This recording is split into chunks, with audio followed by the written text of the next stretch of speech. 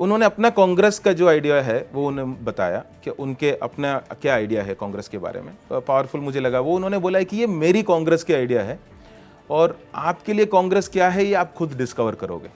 यहाँ पे भी वो स्पेस मुझे लगा कि हाँ, दैट थिंग इज देयर, कि आपको वो जगह मिलेगी जहाँ पे आप खुद ढूंढ सकते हो और आप उसके डिस्कवर कर सकते हो। क्यों चुना कांग्रेस पार्टी को ही, और क्या कुछ बात मुलाकात वहां पर हुई आपकी?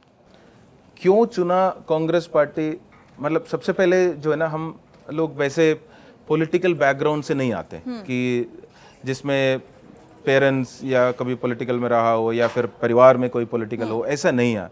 हम लोग वही टिपिकल पढ़ो लिखो नौकरी करो, मतलब very simple straight forward life से आते हैं।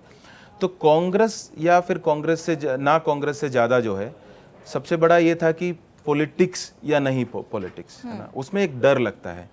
तो आपने रिज़ाइन किया कि आप जो बोलना है आपको बोलना है, आपको जो सही लगता है उसके लिए आपको काम कर। ऐसा नहीं है कि रिज़ाइन करके सिर्फ घर बैठा था। रिज़ाइन करके इतने सारे करीबन 80-90 जिला ट्रैवल किया। मतलब बिहार में करीबन 20 से ज़्यादा जिला ट्रैवल किया, वहाँ गए, बात किया क्यों मैंने रिज़ाइन किया। और लोग सुनना भी चाह रहे थे कि क्यों रिज़ाइन किया, आप बताइए क्या क्यों रिज़ाइन किया। और काफ़ी कंटेस्टेड था, फिर भी आपको नहीं करना चाहिए था, आप गलत डिसीजन लिए।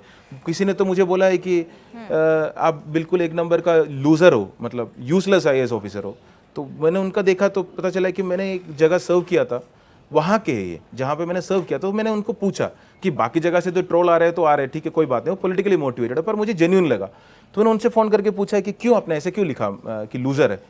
तो उसका बहुत इंटरेस्टिंग ये था, उसने बोला है कि जब तू करके मतलब वहाँ बोला था, तो जब तू था तो हम तेरे से मिल सकते थे कभी भी।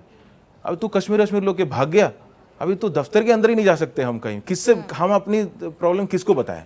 तो उसका problem, he was very genuine. वो जो मेरे ऊपर गुस्सा था वो बहुत जेन्युइन था। वो बोल रहा था कि मैंने कुछ ऐसे रैंडम जो रिलेट नहीं कर पा रहे थे, वो रैंडम चीज़ें बोल के मैं निकल गया वहाँ से।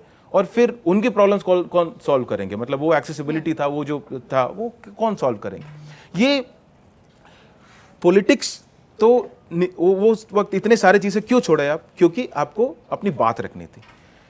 अब ऑर्गेनाइज पॉलिटिक्स में आपको ये डर होता है कि अपनी बात रखने की जगह है कि नहीं, है ना। वापस ऐसा ना हो जाए कि सर्विस में क्या है, सर्व करने का ऑप्शन है, आपको सर्विस का डेफिनेटली ऑप्शन है, पर एक बैंडविड्थ है, किस डायरेक्शन में जाएगा वो बैंडविड्थ पॉलिटिक्स डिफाइन करेगा। जिस उस टाइम की पॉलिटिक्स, उस सदी की पॉलिटिक्स, आप वो डायरेक्शन चेंज नहीं कर सकते सर्विस के अंदर रह के, है ना। उसके अंदर जो करना है वो कर सकते हैं, पर आवाज़ नहीं है आपकी, आप बोल नहीं सकते कुछ। बाहर निकला तो वॉइस पूरा मिला, पर सर्विस वाला पार्ट जो है ना बिल्कुल गायब हो गया कि मैं सामने दिख रहा हूँ, कुछ करना चाहिए पर मैं नहीं कर सकता। मैं सिर्फ चाहे तो लिख सकता हूँ कुछ, तो सिर्फ वॉइस रह गया। तो वहाँ से डर ये था कि कहीं पे भी जाऊंगा तो क्या वो आवाज़ रहेगी कि नहीं रहेगी। तो वहाँ वो उसके कारण कई बार बातचीत होना शुरू हुआ, कई बार बातचीत हुई भी सबसे। उस वक्त तो सारे पॉलिटिकल पार्टी से बातचीत होती थी, ऐसा नहीं है कि सिर्फ कांग्रेस से होती थी। सबसे, क्योंकि मूवमेंट के दौरान सबसे मिलता था, उन लोग भी पूछते थे क्या करना चाहते हो, पॉलिटिक्स में आओगे। तो मेरा ये था कि मैं खुद पे कॉन्फिडेंट नहीं हूँ अभी उतना कि मैं पॉलिटिक्स करूँ। और कुछ टाइम तो फैमिली को भी देना, क्योंकि IAS ऐसे इमीडिएटली निकला था कि ऐसा नहीं था कि फैमिली कुछ सेटल था। आई एम मैरिड, मेरा बेटा है और माँ भी मेरे साथ रहती है, तो ऐसा नहीं है कि बिल्कुल छोड़ छाड़ के आप कर सकते हैं।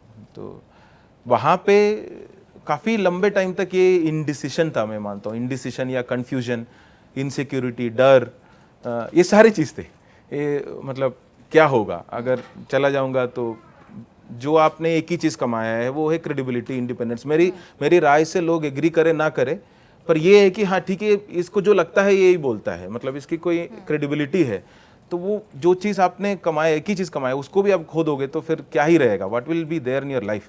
ये सारे कन्फ्यूजन था, ये सारे डर था।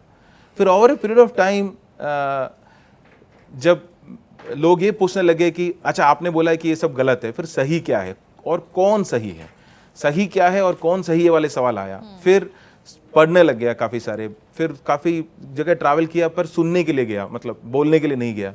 तो सुनता रहा कि क्या चाहते हैं। कई सारे बातों से फिर लगा कि जो कांग्रेस के सर्वोदय का कंसेप्ट है, ऐसा नहीं है कि मैं कांग्रेस को आज की कुछ लीडर या फिर उनकी बिहेवियर या फिर ऐसे वो एक उससे देख रहा हूँ। वो कांग्रेस का आइडियोलॉजी क्या था, अगर कोर के साथ आप कनेक्ट कर सकते हैं, फिर पेरिफेरी आप मैन्यूअर कर सकते हैं, आप पेरिफेरी को बिल्ड कर सकते हैं। तो वो समझना जरूरी था, और वो आइडियोलॉजी एक बार समझ में आ गया कि हाँ, जो मेरी इतनी स्ट्रॉन्ग फीलिंग है सिटीजनरी को लेकर, तो मेरे लिए स्ट्रॉन्ग नेशन मतलब स्ट्रॉन्ग सिटीजनरी, मतलब डिग्निटी ऑफ इंडिविजुअल, मतलब एक व्यक्ति के गरिमा के बिना जो है देश की अखंडता और शक्ति नहीं होती। तो जिस देश में अगर नागरिक को उसकी जगह मिल जाए, उस देश को दुनिया में भी अपनी जगह मिल जाएगी। ये मेरी अंडरस्टैंडिंग है, मेरी पॉलिटिक्स है। तो अगर ये इसके साथ अलाइन जितना समझ में आ गया उतना ज़्यादा, इसे मेरा बोलने से कितना ज़्यादा गुना अच्छे से गांधी जी इसके पहले में बोल चुके हैं। जब तालिस्मान की बात करते हैं तो वो सिर्फ ये नहीं करते कि पुअरेस्ट कोई गरीब, सबसे गरीब से गरीब आदमी को देखो और उसको फायदा हो सकता है कि नहीं, वो नहीं बोलते गांधी जी। गांधी जी बोलते हैं कि उनको अपनी एजेंसी वापस दे सकते हैं अपनी चीज़ों को इंप्रूव करने के लिए। खुद की लाइफ इंप्रूव करने की जो पावर है वो उस व्यक्ति को तुम्हारे निर्णय से वो तुम दे पाते हो कि नहीं। ये नहीं बोलते कि उसको कुछ मिलता है कि नहीं मिलता। वो एक पावरफुल डिफरेंशिएशन है, और ये उस वक्त बोल चुके हैं कि सिटीजन का जो कोर कंसेप्ट है और उनको एम्पावर करने की जो कंसेप्ट है वो कितना आप कर सकते हैं। एक बार वो क्लियर हो गया, फिर डिस्कशंस, कई सारे फ्रेंड्स हैं जिनसे कई बात होते रहते थे, और रिसेंटली तो ऑफकोर्स राहुल गांधी जी से भी बात हुआ। तो नहीं, मतलब वैसे तो उनसे भी पूछना पड़ेगा, मैं बोल सकता हूँ, बट मोर और लेस यही बातें हैं कि उन्होंने अपना कांग्रेस का जो आइडिया है वो उन्हें बताया कि उनके अपना क्या आइडिया है कांग्रेस के बारे में, और ये भी चीज़ बताया कि ये जो रैपर जो है उसको थोड़ा सा छील के अंदर क्या है वो देख लो। और फिर सबसे ज़्यादा मुझे जो पावरफुल मुझे लगा वो उन्होंने बोला है कि ये मेरी कांग्रेस के आइडिया है, और आपके लिए कांग्रेस क्या है ये आप खुद डिस्कवर करोगे, है ना, ये आप डिस्कवर करोगे, ये मेरा आइडिया है। तो यहाँ पे भी वो स्पेस मुझे लगा कि हाँ, दैट थिंग इज़ देयर, कि आपको वो जगह मिलेगी जहाँ पे आप खुद ढूंढ सकते हो और आप उसके डिस्कवर कर सकते हो कि क्या है। End of course it's a struggle, so we all will have to struggle together.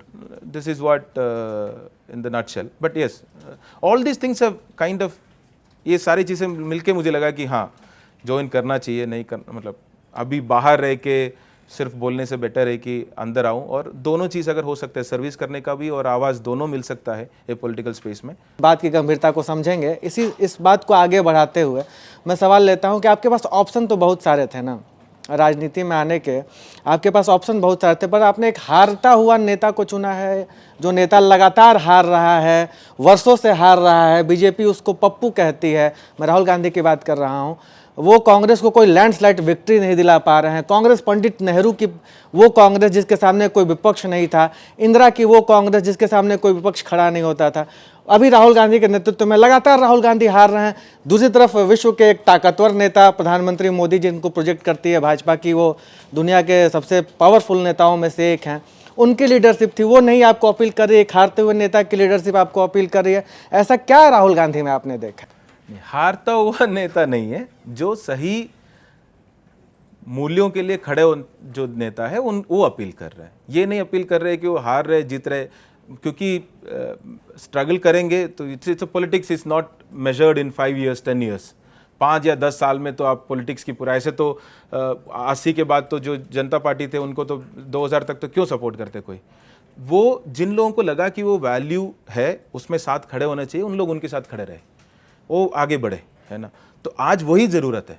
आज जिनको लगता है ये व्यक्ति जो है इस मूल्यों के साथ खड़े हैं, इस वैल्यूज़ के साथ खड़े हैं, अगर आपको लगता है ये वैल्यू वर्थ इन्वेस्टिंग, आपकी टाइम, आपकी एनर्जी, आपकी पैसा, चाहे जो भी आपके रिसोर्स हो, वो इन्वेस्ट करने लायक है, तो उनके साथ खड़ा होना मैं समझता हूँ सिर्फ मेरा नहीं, सबकी फ़र्ज़ है उनके साथ खड़ा होना। और जीत तो सुनिश्चित है, अगर आप खड़े होकर आप लड़ते रहेंगे तो, मुझे उसमें कोई 2 सेकंड की डाउट नहीं। अपॉर्चुनिटीज़ बहुत सारे हैं, मैं उसकी पर अपॉर्चुनिटीज़ के लिए तो नहीं आप करते ना कहीं आपके मन में होता है ना कि क्या सही है क्या गलत है।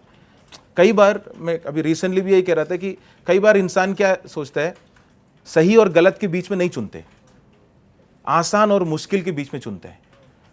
अगर सही आसान है तो सही कर लेते हैं, मुश्किल आसान है तो मुश्किल कर लेते हैं, मतलब सॉरी, गलत आसान है तो गलत कर लेते हैं। अब सिंपल देख सकते हो, अपने रास्ता मान लीजिए यहाँ पे सामने है, 200 मीटर आपको रॉन्ग साइड जाना है, ठीक है, तो आप रॉन्ग साइड जाएंगे 200 मीटर, आप पूरा यू टर्न लेके आएंगे, क्या करेंगे हम? आपको पता है गलत है, रॉन्ग साइड है, पर आप जाएंगे क्या, इधर 200 मीटर इधर रॉन्ग साइड जाएंगे। तो जनरली व्यक्ति जो है एक आसान और मुश्किल के बीच में चुनते हैं, है ना, तो सही या गलत के बीच में नहीं। तो आसान ऑप्शंस तो बहुत थे, सही ऑप्शन तो एक ही था, सही अपॉर्चुनिटी जो था ना वो एक ही था। आसान अपॉर्चुनिटीज बहुत थे, पर वो सही भी तो होना चाहिए ना। तो मेरे लिए वो बहुत क्लियर था कि सही क्या है और उसको चुनना है।